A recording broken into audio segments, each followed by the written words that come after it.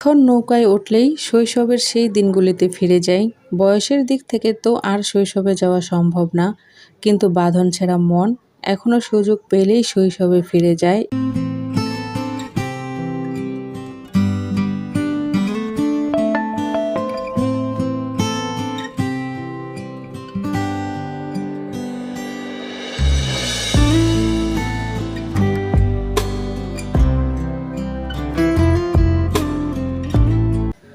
আসসালামু আলাইকুম, আমি মুক্তামণি ঢাকা থেকে বলছি। রাকিবস মম চ্যানেলে আপনাদের আরও একবার স্বাগত জানাই।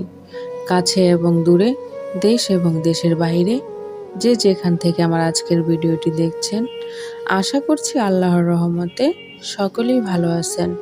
আমরাও আলহামদুলিল্লাহ ভালো আছি।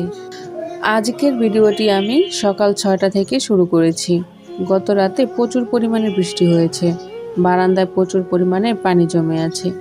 সেই সাথে কিছু গাছ ঝড়োয়া বাতাসে নুয়ে পড়েছে। ধনিয়া পাতার টবে দেখেন কত পানি জমেছে। এই পানিগুলো এখন সরানোর ব্যবস্থা করছি। টবগুলোর নিচে অংশ আমি ছিদ্র করে দিয়েছিলাম, কোনো কারণে হয়তো ছিদ্রগুলি বন্ধ হয়ে গেছে। আর এই পাখি দুইটাকে দেখেন, মনে হচ্ছে বড্ড অসহায়, বৃষ্টিতে ভিজে একদম জড়োসড়ো হয়ে আছে। ওদের জীবন বড়ই বিচিত্রময়। যাই হোক, সকালে বারান্দায় একটু পায়চারি করে রান্নাঘরে আসলাম। আজ আমরা আলু দিয়ে বৌয়া খাবো। অনেকে বৌয়া ভাতও বলে থাকে। আপনার এলাকায় এটাকে কি বলে জানাতে ভুলবেন না। বৌয়াটা রিয়া রান্না করছে। আর হ্যাঁ, রিয়া হচ্ছে আমার 4 নাম্বার জায়ের নাম। যা বলতে ভালো লাগে না, তাই আজ থেকে নাম বলবো। তো প্রথমেই দুইজনে মিলে আলুটাকে কেটে নিয়েছি, আর চাল আলু একসাথে দিয়ে পেঁয়াজ রসুন তেলে ভেজে এটার মধ্যে দিয়ে দিবে এবং ভাজা মরিচ লবণ দিয়ে গুঁড়া করে দিবে। আমাদের পরিবারে আমরা প্রায় সকলেই ঝাল কম খাই, 2-1 জন বাদে। ঝালের দরকার হলেও আমরা কাঁচামরিচের ঝালটাই খেয়ে থাকি। আর তাই বউয়াও কিন্তু শুকনা মরিচটা খুবই কম ছিল, কাঁচামরিচ একটু বেশি ছিল। আর রিয়া কিন্তু বৌয়া বসানোর আগেই ভর্তা বানানোর সরঞ্জাম তেলে ভেজে দিয়েছে। তো বৌয়াটা হতে হতে আমি ভর্তাটা করে নিচ্ছি। আজকে বরবটি, কুমড়ো পাতা এবং কালো জিরা ভর্তা বানাচ্ছি। আমার কিন্তু আলুর বৌয়ার সাথে শুধু কালো জিরা ভর্তা হলেই হয়ে যায়।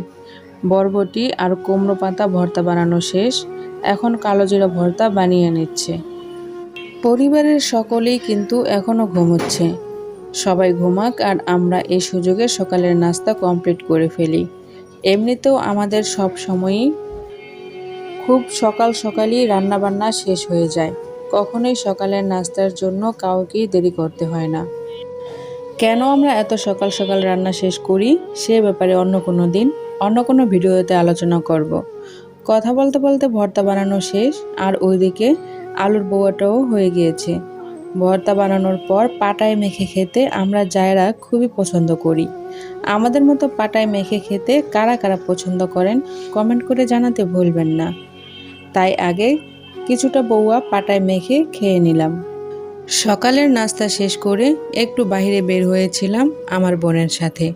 ও যেহেতু খুবই ছোট করে একটা বিজনেস করে এই 3 পিসের, তাই জন্য কিছু 3 পিস নেওয়ার জন্য আসছে এই দোকানে। এর আগে আরও কয়েকটা দোকান দেখেছি, তো ও এখান থেকেই নিচ্ছে। এসব বিজনেস সম্পর্কে আমার ধারণা খুবই সীমিত। ওর পছন্দ মতোই অনেকগুলি 3 পিস নিয়ে নিল। এখন যেগুলো দেখছেন এগুলো সবই নিয়ে নিল। তো দোকানদার ভাইয়েরা কিন্তু সবগুলি প্যাক করে দিচ্ছে। এরপর আমরা গিয়েছিলাম মোবাইল মার্কেটে।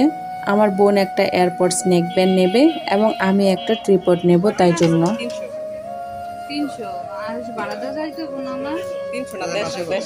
তো 2 বোনের সব টাকা এই দোকানদার ভাইকে দিয়ে এয়ারপডস নেক ব্যান্ডটা নিতে পারলাম। হাতে রইল মাত্র 150 টাকা। বাইরে গেলে যত টাকাই নিয়ে যাই না কেন, আসার সময় আর অবশিষ্ট থাকে না। টাকা শেষ তো মার্কেটও শেষ। এবার বাড়ি যাওয়া যাক। এটা ছিল বাড়ি ফেরার পথের দৃশ্য। আমাদের বাড়ি যেহেতু নদীর ওপারে, তো সবসময় আমাদের এই বুড়িগঙ্গা নদী পার হতে হয়, হোক সেটা বর্ষাকাল নয়তো শীতকাল। আর এই নৌকায় উঠলে কিন্তু সারাদিনের ক্লান্তি অনেকাংশেই কমে যায়। আমার বেশ ভালোই লাগে নৌকার এই দোল।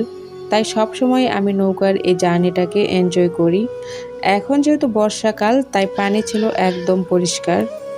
ও হচ্ছে আমার বোনের ছেলে। আমি যে ভিডিও করছি তো ওটাই চেয়ে চেয়ে দেখছে। আমার শৈশব যেহেতু গ্রামে কেটেছে, এই বর্ষার সময় কিন্তু আমরা অনেক মজা করতাম। বৈশাখে যখন নদী নালা, খাল বিল, পুকুর ঘাট সব জায়গায় জোয়ারের পানি দিয়ে ভরে যেত, তখন পানি ঘোলাটে থাকলেও আষাঢ় শ্রাবণ মাসে কিন্তু পানি একদম টলটলে হয়ে যেত। পানি আসা থেকে শুরু করে পানি যাওয়া পর্যন্ত সাঁতার কাটা, বিকেল হলে নৌকায় ঘোরা এসবে মেতে থাকতাম। এখন নৌকায় উঠলেই শৈশবের সেই দিনগুলিতে ফিরে যাই। বয়সের দিক থেকে তো আর শৈশবে যাওয়া সম্ভব না, কিন্তু বাঁধন ছেঁড়া মন এখনও সুযোগ পেলেই শৈশবে ফিরে যায় এদের মতো। বাড়ি ফিরে এসে আমার জন্য কি নিয়ে এলাম সেটাই দেখাবো। এটা হচ্ছে আমার সেই ট্রিপড, যেটার মধ্যে মোবাইল সেট করে ভিডিও করছি। আর এই বেলুনটা দেখে আমার ভীষণ ভালো লেগেছে, তাই নিয়ে আসছি। আর এটা হচ্ছে পিৎজা মোল্ড, এটা আমাদের নেই তাই নিয়ে আসলাম।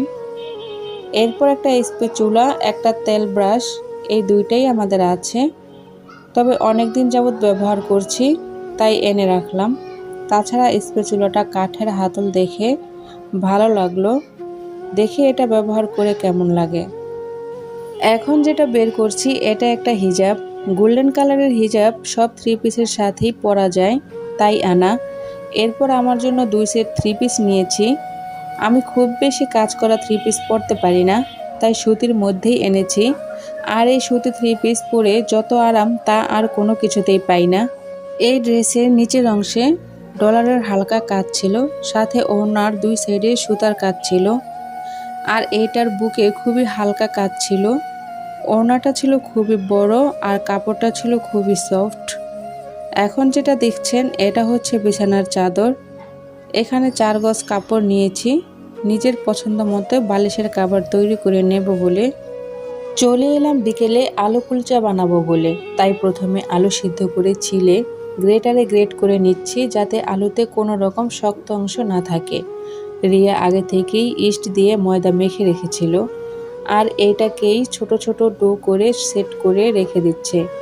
এবার আলুতে পেঁয়াজ কুচি, কাঁচামরিচ কুচি, ধনিয়া পাতা কুচি, বিট লবণ, সাধারণ লবণ সব কিছু দিয়ে ভালোভাবে আলু মেখে নিচ্ছি। আমার ভিডিওটি যদি একটু ভালো লাগে চাইলে একটি লাইক দিয়ে চ্যানেলটি সাবস্ক্রাইব করে রেখে দিতে পারেন। এতে করে আমি যখনই ভিডিও দিব তখনই নোটিফিকেশন চলে যাবে আপনার কাছে। এবারে একটা করে ডো নিয়ে পরিমাণ মতো আলু ভর্তা ভেতরে দিয়ে এভাবে মুড়ে বেলে, উপরে তিল নাই তাই কালো জিরা আর ধনিয়া পাতা দিয়ে আর একটু বেলে ভাজতে চলে যাব। আর ভাজতে গিয়েই গন্ডগোল পেকে গেল। ভাজতে চেয়েছিলাম পানি দিয়ে, কিন্তু ভাজতে হলো তেল দিয়ে, তাই আলু কুলচা না হয়ে গেল আলু পরোটা। তেল দিয়ে ভাজলেও সব কটা ফুলে কিন্তু ফুটবলের মতোই হয়েছিল, আর খেতেও কিন্তু ভালো হয়েছিল, আর দেখতেও অসাধারণ। একে একে সবগুলো ভেজে নিচ্ছিলাম আর গরম গরমই খাওয়া হচ্ছিল। আলু কুলচা না, আলু পরোটা ভাজতে ভাজতেই বিদায় নিচ্ছি আজকের ভিডিও থেকে। কথা হচ্ছে আগামী ভিডিওতে। সেই পর্যন্ত সবাই ভালো থাকবেন। আল্লাহ হাফেজ।